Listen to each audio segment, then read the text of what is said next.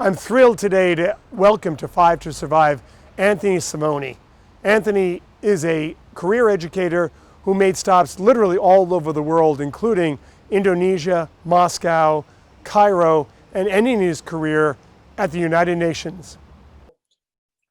Tony, you've literally worked all over the world, and then to cover all of your bases, you went to the UN to cover to meet any other countries that you hadn't worked with.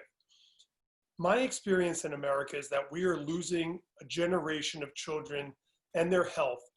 We're also losing their academic achievement, and we're losing their mental health. And this is all due to obesity and its related diseases. What do you see in some of the developing countries where you worked in and their health issues or not for that matter? Well, basically, Dan, thank you very much for having me on. There is a great difference between the industrial countries developing versus the developing countries. You're 100% right in some of your comments about they're hungry for it. What I've seen is that, see, we have standards in this country given to us by the Department of Education, which all school districts are supposed to adhere to. Okay, in other countries, they don't have those standards. They can do whatever they want, which allows them to be more flexible in their curriculum content on a daily basis. So if you have a country, I'm just going to say like the Scandinavian countries, which are really very much into outdoors, they can provide a better atmosphere, better place for the students to get what you're looking for, and that is to make it part of their life, to be outside, to be healthy, to be engaged in physical activity. We're here in the States, if you can't believe this, but we're talking minutes. We have to go by minutes. Every single school has so many minutes of math,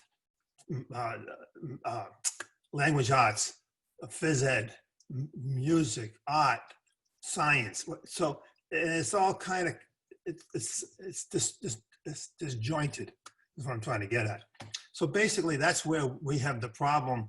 The undeveloped countries, where the students, besides going to school, if there's a school, okay, are working. They're outside. They're physically active. They have to walk to school. You don't see buses bringing kids to school. They walk. My concern is that the United States and Western Europe is falling behind on some level. These other countries like the Philippines, like Egypt, where you worked, because we're just not as hungry. No, it's true. And what did you see when you were working with these insanely, poor communities? Basically, they would grab anything to want to learn, and they had some of the most outdated forms of education. The books are beyond, I can't, in the 50s, if they had books, if they had anything technologically involved, was very limited. We're talking floppy disk type of world. And for us, that's ancient history. So they are hungry. And the big thing, the thing that's changed the world, though, right, this is the most important thing. In, say, Egypt, for example, people might not have had televisions. They will not have a television, a computer, but they had an iPhone. They had a phone. It wasn't the type of phone we have today, but they had an iPhone. So they were connected, and the information they got was over the iPhone. So a lot of the kids you would see yank out their iPhones when they came out of school. And I say, how do they get these things? And so there's a difference there on the connectivity. Tony, you also worked for many years, obviously, here in the States. Where did physical education land in the budget discussions, and particularly as it relates to competitive sports? And again, I remember the days of the President's Council on Physical Fitness, where PE and fitness was kind of a big deal, but that just seems to have gone away for the most part. What are your memories of all that? Yeah, this is very, very, because I had to struggle many, many times in budgets to make sure that I maintain the physical education program. And if it wasn't for this federal and state guidelines that mandated that I had to give so many minutes of phys ed, I got to tell you, Dan, I think it would have been by the books back in the 70s.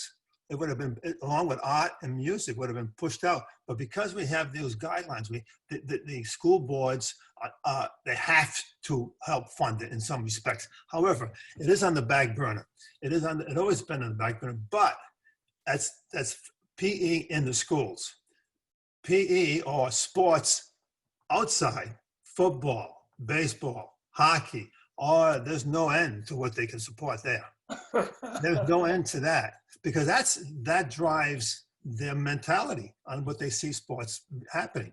So you have two parts of phys ed and education. You have the in the building education of phys ed, and then you have the after school intramurals or mural sports. And there's a difference in how that is funded. Although at times the lines cross because the money that goes into phys ed in the school, for example, you buy a basketball for the PE program, is being used for the game Friday night. So yeah, so it is put in the back burner, but it's different. You got the high school level, the middle school, and the elementary, totally different ways of looking at phys ed. Elementary teachers and the elementary schools look at phys ed as a part of the curriculum, as part of how the kids learn. It's a lot of brain research on that, physical education versus how the brain works or functions or develops. Elementary, yes. Middle school, so high school, you can forget about it. They don't even want to talk about it. They don't even see it as a possibility. It's in the way. Phys ed's in the way. Wow. It's in the way. It's in the way of the curriculum items. If you want sports, do something after school. However, I do have hope for you.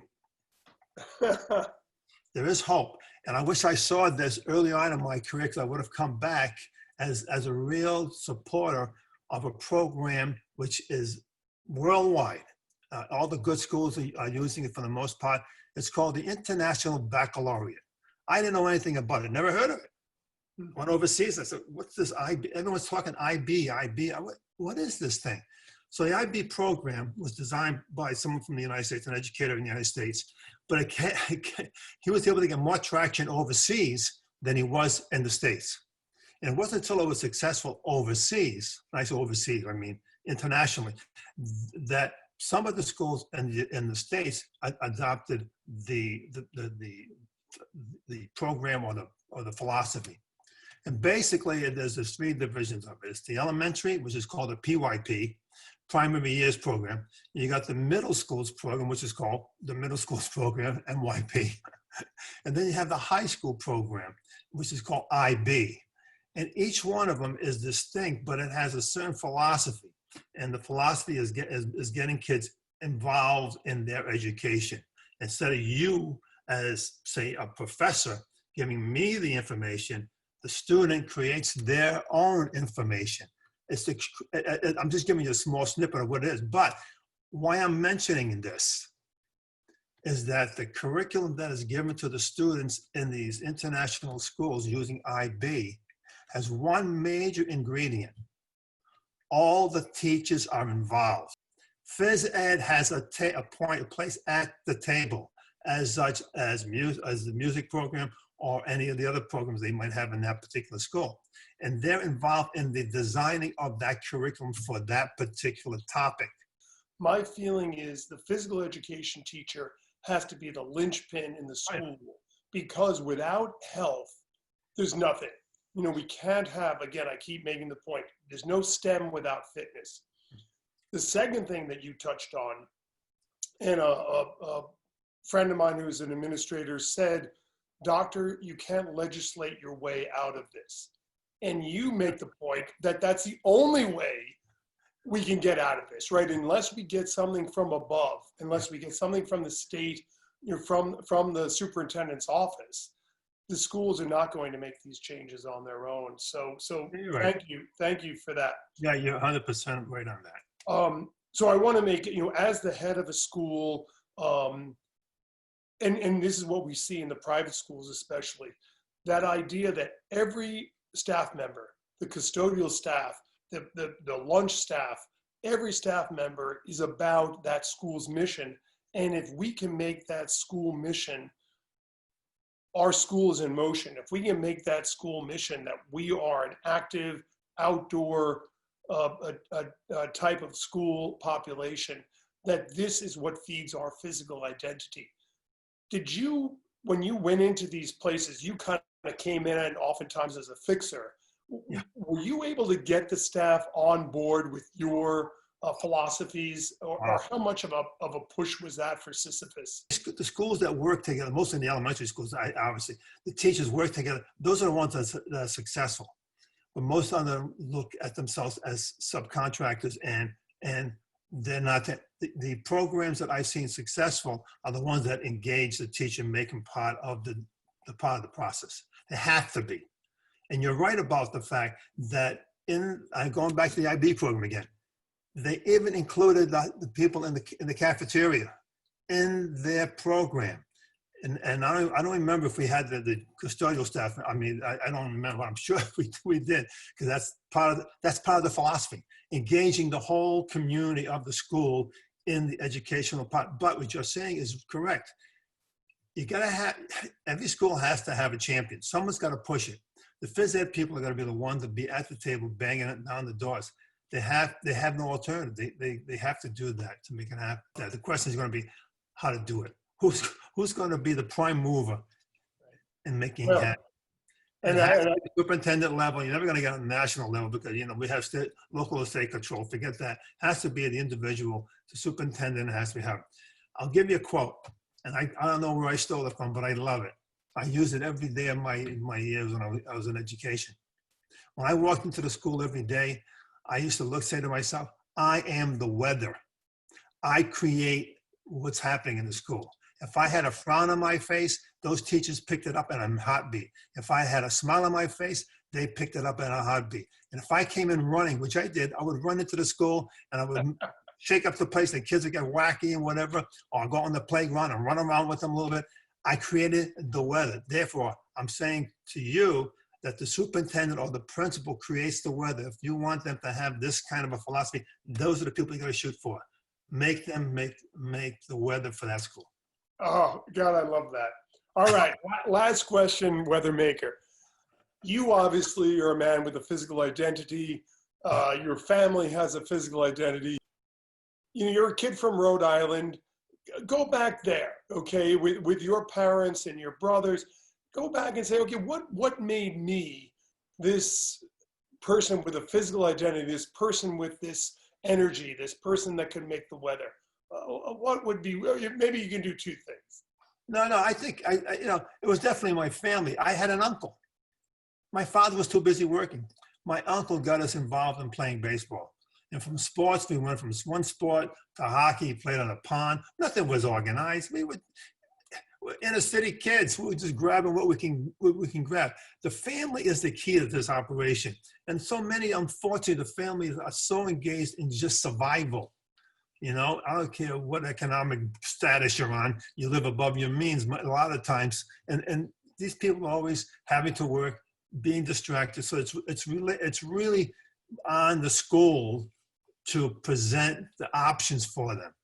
And the physical education teachers are the ones that present all these options for the kids, such as running, such as swimming, such as things that they can do individually and maintain and develop their identity, rather than I hate to say that, be part of a team.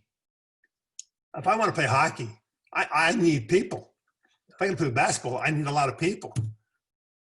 But I can go out and play, I can run, I can walk.